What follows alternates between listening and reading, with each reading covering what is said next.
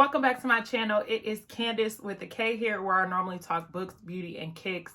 Today I'm giving my review of The Davenports by Krystal Marquis. You've probably seen this cover everywhere. You've probably been interested in it yourself. And so here is your sign to go ahead and pick it up. If not, make sure you add it to your to be read list. This review will contain spoilers, so just beware. So if you want to read the book, then come back and let's discuss it. But if not, keep watching. I was given a copy of this book from Hear Our Voices Tours. If you are unfamiliar with that, you should go follow them on Instagram. They typically post tours of different books that may have either been published already or are soon to be published, and they always have a very diverse selection of books, so every reader will be able to find something that they enjoy. For me, The Davenports has been on my TBR for at least a year now. I believe this book was published sometime in 2022 or 23, and I finally got around to reading it, and I'm not even gonna hold you, I gobbled it up and read it in just one day. I enjoyed it completely. It was set in 20th century Chicago, which is a place that a lot of books are set in, but I don't think from this angle. The Davenports are a wealthy family in Chicago. So they are one generation removed from slavery. They have acquired and accumulated all this wealth, and now they are balling, and they are the uppity blacks in the area, which is such an interesting perspective that we don't really get regularly. So I appreciated that completely. It follows 4 women. So you have Olivia Davenport, Helen Davenport, you have Ruby, who is Olivia's bestie, and then you have Amy Rose. Okay, so these 4 women, their lives are all intertwined simply because they are all in the same age group, but they also are dealing with love. So Olivia and Helen are sisters, like stated. Ruby is the bestie. Amy Rose is the maid, but she grew up with Olivia and Helen. So she was often looked at as like their sister and kind of their peer.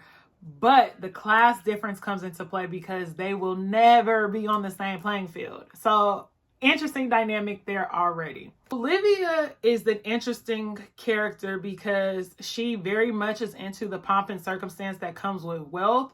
So initially in the book, we see her walk into, I believe it's Marshall's, and they're kind of shading her because this is Black woman in this high-end department store. And instead of like, I'm not going to patronize this place because you're not treating me right, she balls out and she buys everything. She's like, I want that, and you gonna bag it up and you gonna take it to the carriage, period. She's in this place of where she knows that her family has all this wealth, but she also understands that with this wealth comes access that otherwise many Black people aren't afforded. It very much gave like Jack and Jill, the Lynx, those uppity organizations that tend to try to disassociate themselves from the lower class. She was definitely trying to put her foot on the South Side when her parents really just wanted her out the hood. And so she would find herself, venturing off. They were trying to match her with this uppity Black from Britain, which also is another layer of her at first being interested and then coming into meeting this lawyer that was all for the movement, on the front lines, fighting against Jim Crow. And so she was smitten, and it tapped into her utilizing her privilege, but also trying to also be there on the front lines. Then we have Helen, who is, I thought in the beginning was homosexual, but she actually just had a inquisitive and curious mind. She was into tinkering with the cars. The Davenports acquired their wealth through a carriage business. And as you know, with evolution and all of those things, that carriages became obsolete because the automobile came around. So Helen and her brother were trying to encourage their parents to move away from the carriage business, but to tap into automobiles.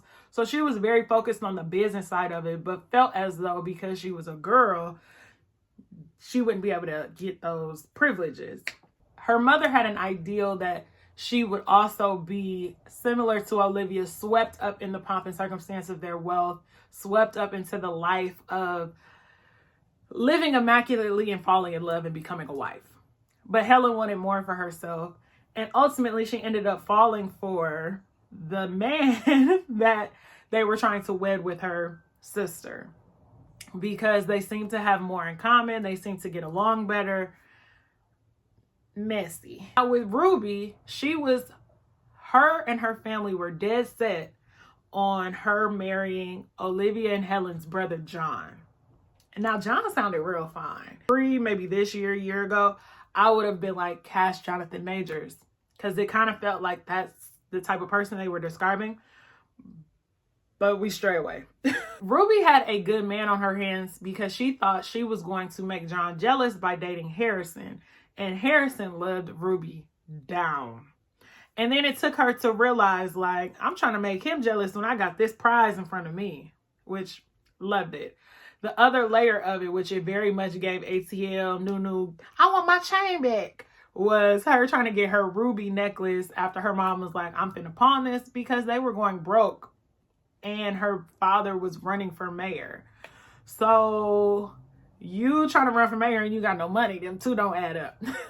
So they were trying to get rid of everything, which is so interesting because she ended up marrying Harrison and getting engaged to Harrison, and he had the coins.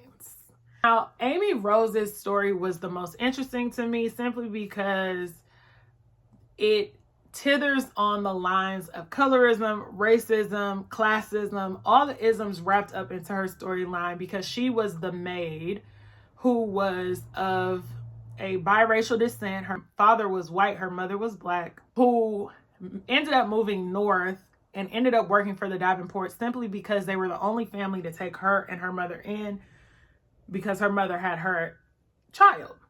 So she was in essence raised with the Davenport girls, but there's still a clear line that you ain't one of us.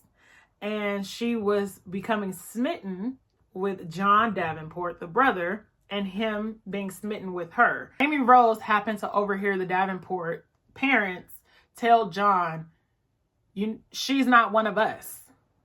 So I think the complexities of the race, the class, and all that comes to fruition in her storyline, which I thought was really great.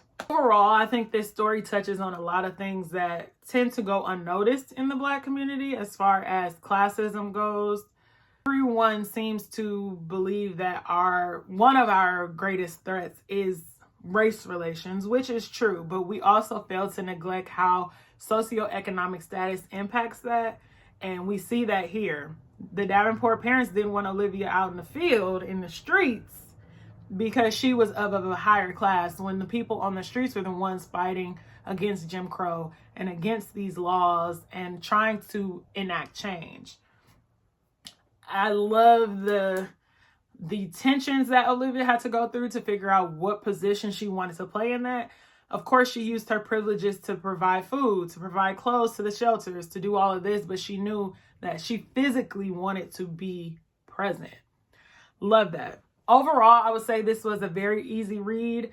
I enjoyed it. I highly recommend it. There is a Davenports 2 coming out. So Krystal, if you want to give me a copy, babe, I'll take it. Because I think this is just a great story, and it's set in a time where these are narratives that we want to hear, like getting dressed to go to the ball and having to wear a corset and take etiquette was such a big thing in those times that are pretty much obsolete now. And how do they reimagine this in these times? It's just so interesting. I'm invested. At first, I was taken aback by the number of stories that I had to keep up with, but they're all interwoven and they're all interconnected to where it didn't feel tedious and it didn't feel like my brain was overworking to keep up. So, Krystal, impeccable work. I look forward to reading more of your stuff, and be sure to hit the follow button so you can check out my future book reviews, and follow Candace with a K, because that is where all the magic happens. Before we get out of here, I want to make a reminder that the Blueprint by Ray Gianna Rashad is currently on giveaway on my Bookstagram page. This seems like it will be a good one. I have multiple copies, so I am giving just one away. So if you are interested, be sure to head over to Candace with a K Reads. All you have to do is comment on the post. We're not making it tricky, so that you can enter to win, okay? I think you'll enjoy this one. It will ship out this week. See you in my next video. Peace.